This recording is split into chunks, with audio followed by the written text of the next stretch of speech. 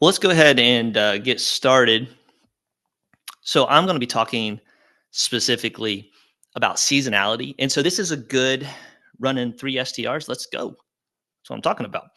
We're going to be talking about seasonality and how to optimize revenue year round because as it kind of looks like we have a little bit of a mix of those that are looking and those that are already in the game, been in it for several years, you know that revenue is the most important thing in this business. You've got to be able to look, I think, at least weekly at what you're doing and kind of your projections, your bookings, how things are going. This is going to be a business where you're very involved. And in order for it to be successful, you've got to keep your finger on the pulse of what's going on. And so, one of the best ways to do that is to really understand seasonality, understand that that is the lifeblood of your short term rental is having a very clear understanding of what seasonality looks like in your market and how you can best optimize and how you can best succeed in the short-term rental market. So let me hop over to my presentation. Okay, first off, let me tell you who I am. My name is Eric Edwards. I am a part of the Savvy STR agents. I'm also an investor. Started investing back in 2015. My wife and I, we were buying foreclosures at that time, and we did a couple flips and did some live-in flips and sold those. Got my real estate license in 2018. Before that, my wife and I did some management of some cabins of a local cabin company. We helped with the cleaning, the turnovers, all of that kind of stuff. And that's what really exposed us to the short term rental market. And from there on, in 2019, we bought our first short term rental. And then we bought our second one in 2021. And those are both in the Hocking Hills. And I've worked primarily with just investors in the Hocking Hills in Southeast Ohio, the heartland, I believe, of Ohio. And it's a beautiful place. If you've not been, you need to come visit, come check us out. But that's a little bit about me. And so I am here today to represent the team of Savvy STR agents. And look at this. We are the fastest growing short-term rental experts as a team across the country in the top vacation markets. And so take a look at our team. We are growing by leaps and bounds. And here's the point that I want to make. This is a little bit of a hot take. Not all real estate agents are created equal. When you are seeing people on this screen right here, you are looking at short-term rental specific agents that are specialized, that are experienced in short-term rentals. I have been on the other side of transactions, working with agents representing either a seller or a buyer who do not know what they're doing when it comes to short-term rentals. This is not just a real estate transaction. This is a business. And this is something that you really have to understand the numbers on. So don't just call, your uncle's brothers who has a license and sells one house a year. Don't call that guy. If you're looking to get into the short-term rental market, reach out and talk to a short-term rental expert. And the best place to start is Savvy. We've got you pretty much covered across the country. And we have different agents in all of these different markets. And we are here to help you succeed in your short-term rental venture. Okay, so like I said, I'm a part of the Hocking Hills, or I'm in the Hocking Hills short-term rental market. And so just a little bit of background about my market. When people say Hocking Hills actually isn't a place, it's a region. And so it consists of these 6 submarkets. So Logan is the primary city, then Rockbridge, New Plymouth, MacArthur, Nelsonville, New Statesville. These are all little towns that make up the Hocking Hills. So fun fact, most of these are small mining towns. These towns developed because of coal mines that were found in Southeast Ohio. And there was rail put in to be able to take coal to Columbus.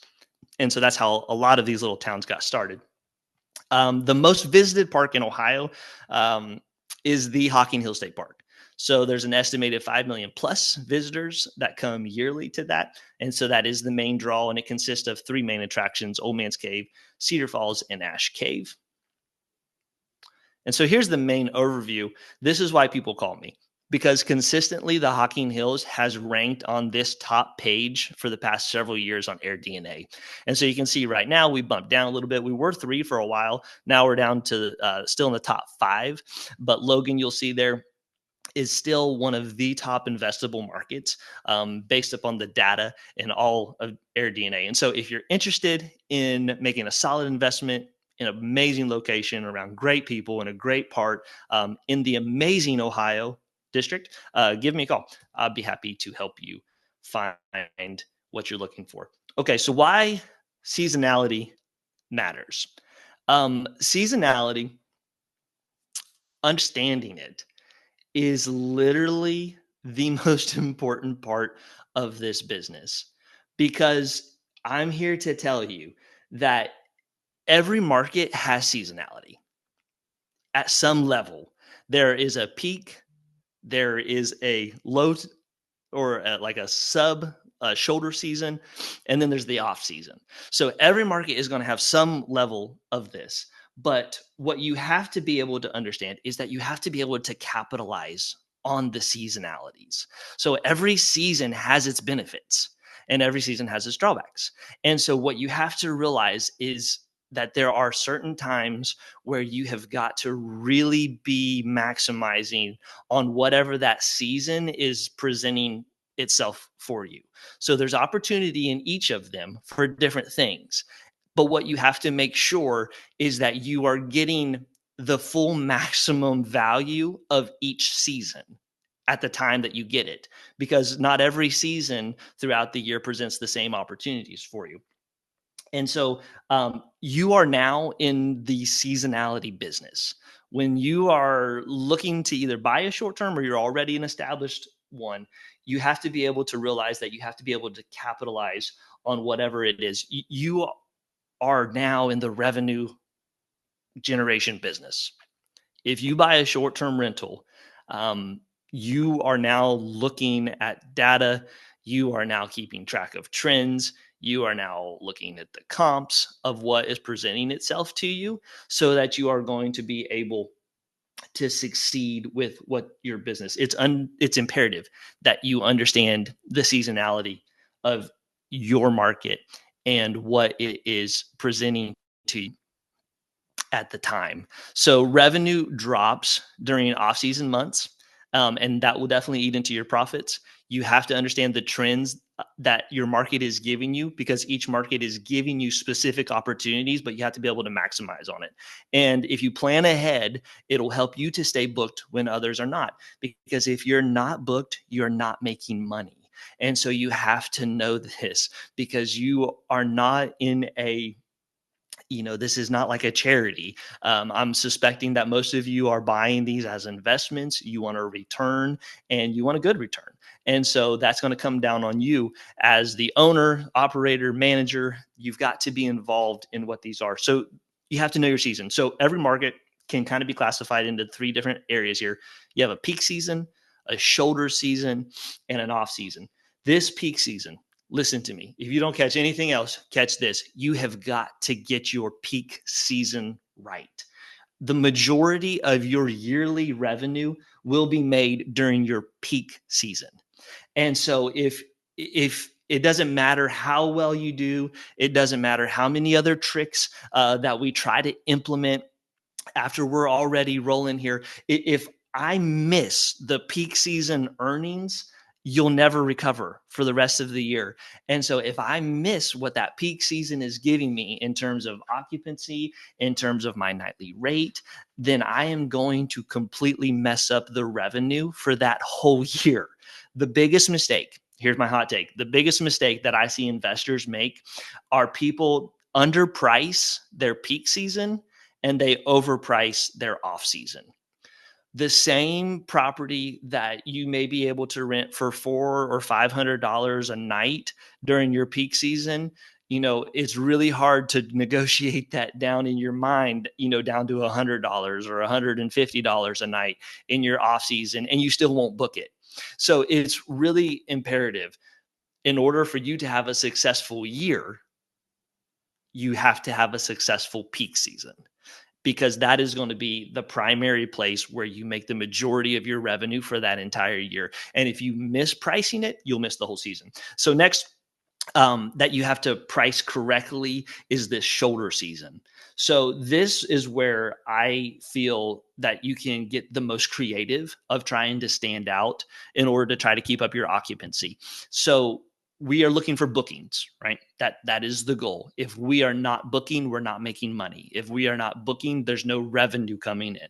If we're not booking, it's affecting everything. It's even affecting the algorithm of whatever our booking platform is on. We want to be booking, because then it becomes a self-fulfilling prophecy. You'll continue to book more because the algorithm will pull that as it being a good product that people are looking to buy. So this shoulder season provides a really great opportunity for us to stand out. And so we can really have this as an opportunity by standing out with what people are looking for. So if there are amenities that are tailored specifically or only found in that specific season, that's a great time to push that. So for instance, like for us, kind of in the fall, it's still a very strong season for us, but it does come down from the peak. Our peak is July, and so it kind of is the dovetail a little bit off of that. But there's a lot of great festivals, there's a lot of great events that are taking place that people are still coming for. And so I want to be able to use those opportunities to push that in order to create the desire for people to still want to come. So I'm going to use what the season gives me. Peak season, people are coming. What I need to do is make sure that I am priced correctly so that I'm maximizing on that. The shoulder season, I need to get a little more creative, and I need to probably have some pricing strategy, but I also need to utilize what that season is offering to be able to push that for people to be able to come. Be careful not to overprice your shoulder season, because now people have more options because it's not as high demand, and people are going to pick the better, both options of what the property offers as well as price is going to come into effect. And then you have the off season. So sometimes it feels like during the off season you can't even give these nights away, especially during weekdays. They're just probably going to be dead, whatever it is. And you need to make sure that you are priced accordingly. But this is where you also have to get creative. So, what the off season provides is an opportunity to be able to work on the property. If you have updates that you need to do, this isn't time to do that. You can't do updates during peak season when you have back-to-back turnovers. It's not the time. Not the time to be trying to do touch-up paint or to be improving other things or changing out furniture. You're not going to have time to do that. But the time to do that is during your off season. And we are still going to price competitively. This is where it's tough as a host to price your property at the level that it needs to be at to be attractive in the off season, because when they log in through Airbnb, let's say, they've got plenty of options to choose from, and so plenty of good options. And so one of the things that they're going to be looking at that's going to really play a role is the price in this. And so you have to understand your markets, and you have to understand what's presented itself for you. How do you do that? You're going to use data. This is how you are going to keep yourselves separate from those who don't. Data is your friend. It is not your enemy. It is your best friend whenever you are looking to try to keep your place at maximum revenue potential. You want it to be making money. That's the whole reason that we got into this. And data is changing all the time. That's why you have to keep your finger on the pulse of it. You've got to be involved in this. If you want to be successful, you've got to be involved in this. Short-term rental is not a set it and forget it. You've got to be actively engaged in what is happening in your market with your other properties that you're competing against. And so the best way to do that is to use data. What worked for you last year may not work for you this year. what was effective last year in terms of your pricing strategy, that may not be where the market is at today.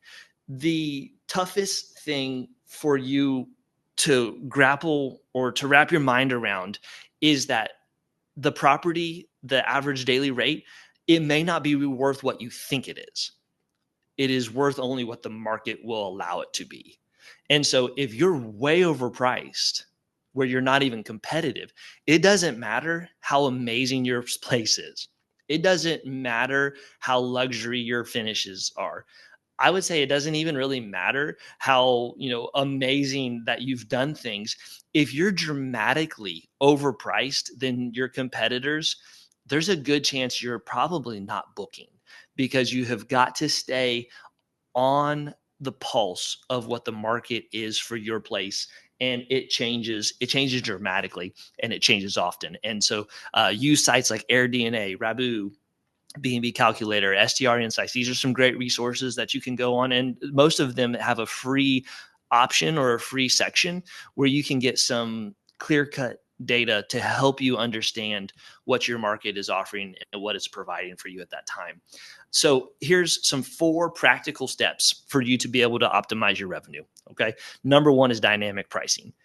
If you are not using dynamic pricing, I am just telling you that you are leaving money on the table. I was late to the dynamic pricing game. I was one of those people that thought that I knew my market best. I could get in there and I could keep up with my calendar on what I thought it was priced at and what it should be at. And no one was going to tell me what my market was, because I was a local and I knew what was going on. And I was late to this game. And so during the real, influx during 2020, 2021, I shudder to think of how much money I left on the table because I was not using dynamic pricing software to adjust. I mean, I still at times think of how much money I lost during those couple years of peak. Those were some of my better years, even in terms of occupancy. I mean, we crushed it, but I could have done so much better because that was a whole peak season that I missed because I was not using dynamic pricing to go in there and really show me the demand compared to other properties that were like mine, similar. So dynamic pricing, I use Price Labs. There's several others. You can use what you want. They all kind of have the same benefits. Some are different. Some people use revenue managers to kind of do their stuff. But regardless, just setting a weekend price and a weekday price for the whole year, you are missing really important optimization to get that peak revenue during that peak season. Number 2, flexible minimum nights. I know you do not want to allow one night bookings. I know it. I know it. I feel you. I understand what you're saying, but I am telling you that during your shoulder seasons, and especially during that slow season, allowing minimum nights, a one night booking. I have mine set up where I don't do it on the weekends, but a Monday through a Thursday during my slow times, I'll allow one night bookings for that. Why? Because there's like nothing booking.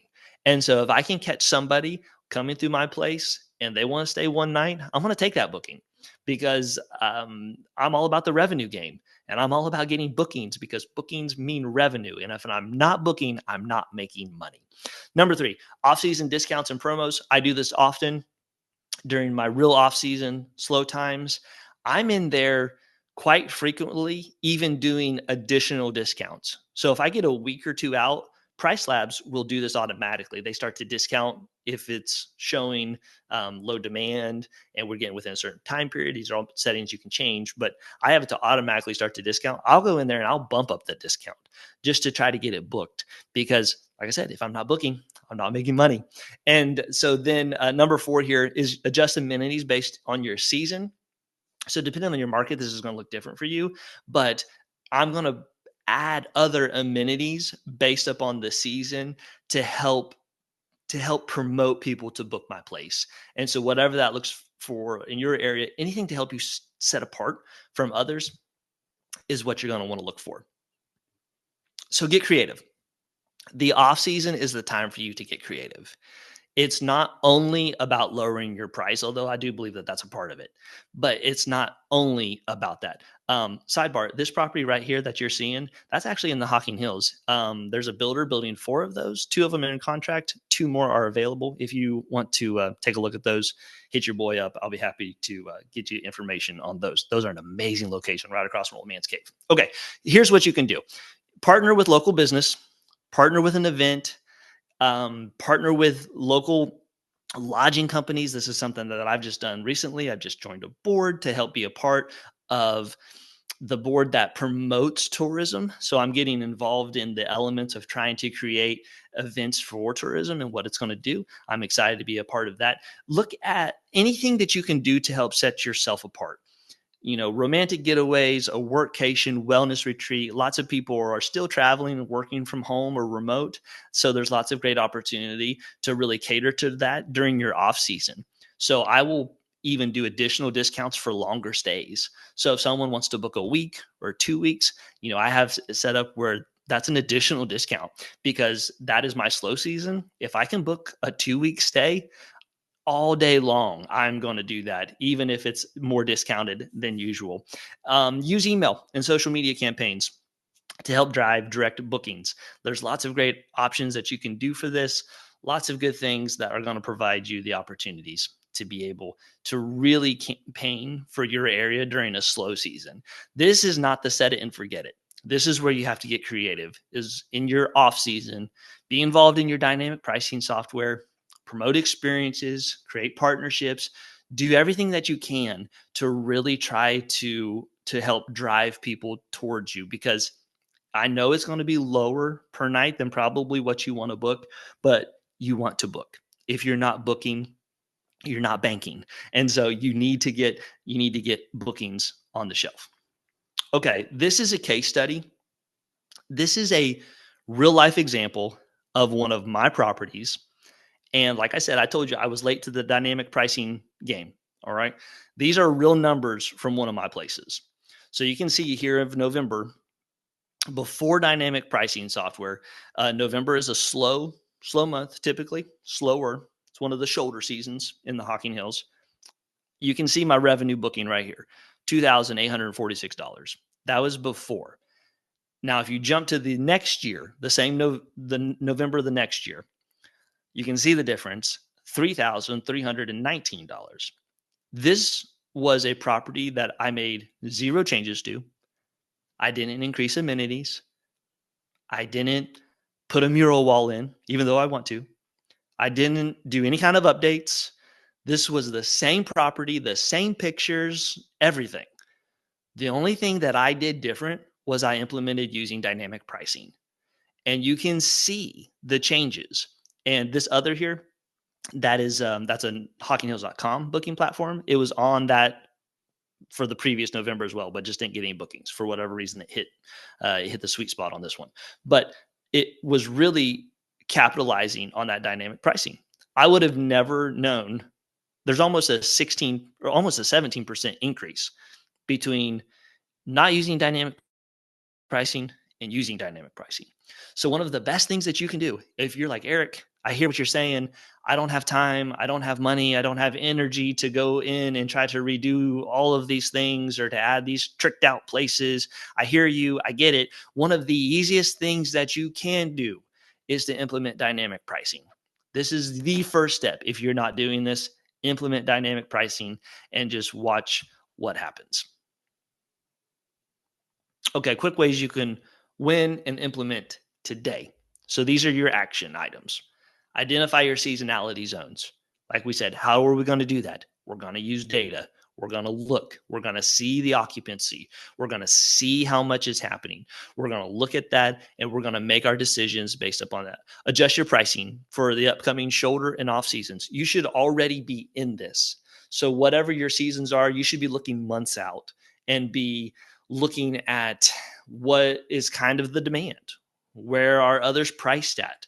How are they booking compared to what I'm booking? What's my booking this year look like compared to that same time last year? So be in these numbers, look at this and understand what it's doing. Launch a seasonal promotional. This is a great way. Take a week, mark it down, get it booked. Let the algorithms start to see that you're getting action, that you're getting bookings. The algorithms are really looking for that conversion. And so look at what you are booking for and then look at that conversion rate, because that's what's going to really be that sweet sauce that the algorithm is looking for. Create content around off-season benefits. So this is where you're going to look at what's specific to your market and what's little hidden gems that maybe other people don't know.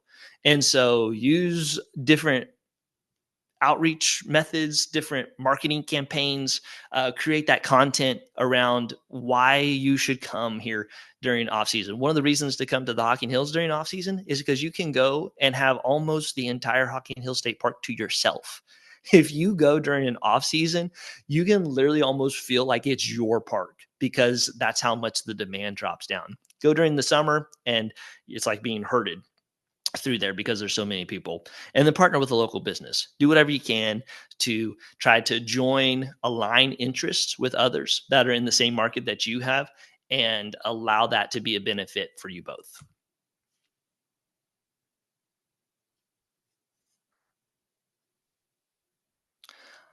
I hope that this was helpful, and I hope that you got some key takeaway here, some actionable items, and would just love. I'm gonna hop over here into the chats and see if I can answer a few of these questions. Okay, so I got a question here from looks like Steve said, my properties are in a strictly vacation area where everything basically shuts down in January through February. Same, that's me. Do you have any ideas for filling my properties during this time so my overall revenue isn't killed for the year? I've thought about seeing if I could get some midterm insurance stays during January or something like that. People do that. I've never been into the trying to place with midterms. What I have found, because I'm in a strictly vacation market, is that that's not really the demographic that we draw for or have a need for. But what I use, because I'm in the same deal. January and February for us are like dead. And so we really use that time to really try to get ready for our peak season that's coming.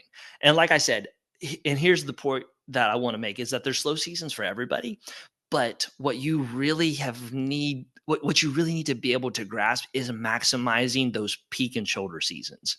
Your slow season, get creative, try to bring in other elements that can help boost occupancy, but it's going to be slow.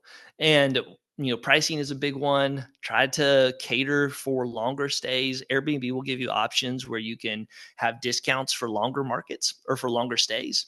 Maybe try that option, but it's going to be slow. But the revenue for your year, like I said, during that peak season and shoulder season, that's where you're going to make the majority of your revenue. And so what you want to make sure is that you are maximizing to the hilt on those months. That is going to be the best thing for you. Sorry, what market are you in? Bro, I'm in the Hocking Hills, Kenny. Come on, man. The heartland of Ohio. Come see us. Where do you get all this data? Okay, yeah. So like we said, AirDNA, Rabu, um, I'm forgetting a couple of others. STR Insights. There's several places that you can get in there, and that you can really get a lot of good data. Price Labs also, if you connect it with your Airbnb or VRBO accounts, it will pull a lot of other comps. That's how it kind of uses this dynamic pricing, and so it's a great way to be able to use. Do you buffer the off season before accepting one night stay, or is it the moment? Or is it the moment it's off season you start accepting? So I think if I understand this question right, I mean, I wait until it's actually off season. So the one night minimums, I try to push that off as long as I can, just because I don't want it to mess up a longer stay, which is the fear of taking these one night stays. But, I will wait until we are actually at the place of off season, and that's when I'll open it up for one night stays. And so, I don't, yeah. If that answers the question, I wait until I'm actually in the slow season, and then that's when I start allowing one night stays, and those don't come often. at least in my market. Most people that are coming, they're all at least staying 2 nights, but every now and then we do get some. And like I said, during that scavenger season, you're just trying to find anybody that's going to come book your place, and make that deposit. So we are always looking for that. What program do you use? If you're talking about the dynamic pricing software, I use Price Labs personally. Not a sponsor, but they're great. I know that there's several others. I'm sure you can find a lot of research comparing them, but I use Price Labs, and it's been terrific. Let me hop over here, see if we got any other questions before we log off. Was this helpful? Yes, no? Did you get some tips or tricks? Was it worth it? Is anybody still there? Okay. We do got some people saying helpful. Okay, I'll take it. Yes, thank you, thank you. Cool. Okay. Well, I'm happy to help. Even yeah, Chris or sorry, Curtis saying Price Labs is awesome. Yeah, highly recommend it. It's terrific. Definitely utilize that. Um, Eric, cool. Yeah, good. I'm glad that this was helpful. Leanne, glad you liked it. Kenny, glad this helped you. Great. Well, I'm glad that this helped. Alana, thank you. You're welcome so much. If you have any other questions, here's my contact. Even if you're not in my market, I'm here to help. So if you have a question or something, Steve, you're welcome. You guys are all welcome. If you are still having follow-up questions after anything that I've talked about, feel free, reach out to me, book a call, send me an email. I'm happy to help any way that I can, or to clear up anything that I said today. Would be happy to help you guys on your journey, because this is all about success. And here at Savvy, that is what we are here to do. Is we are here to not only help you survive during your short-term rental experience, we want you to thrive. And we believe that this is the best investment class that you can make. And we are all bought into this. We are all short-term rental owners ourselves. And so we believe in this product. But you have also got to be able to maximize and to be able to operate it efficiently and effectively. And so we're here to help. Watch our Savvy sessions. We do this every week. You can sign up and get a list on it and be invited to those. So keep an eye out. It's a lot of great material, all the great time from real experts that are really in the field, that have their hands on the pulse, and we're here to help. If there's no other questions, I don't think so. Appreciate you all. Here from Ohio. It was good to see everybody. Appreciated the questions and the interactions. Everybody have a good day. We'll talk to you later. Thanks. Bye-bye.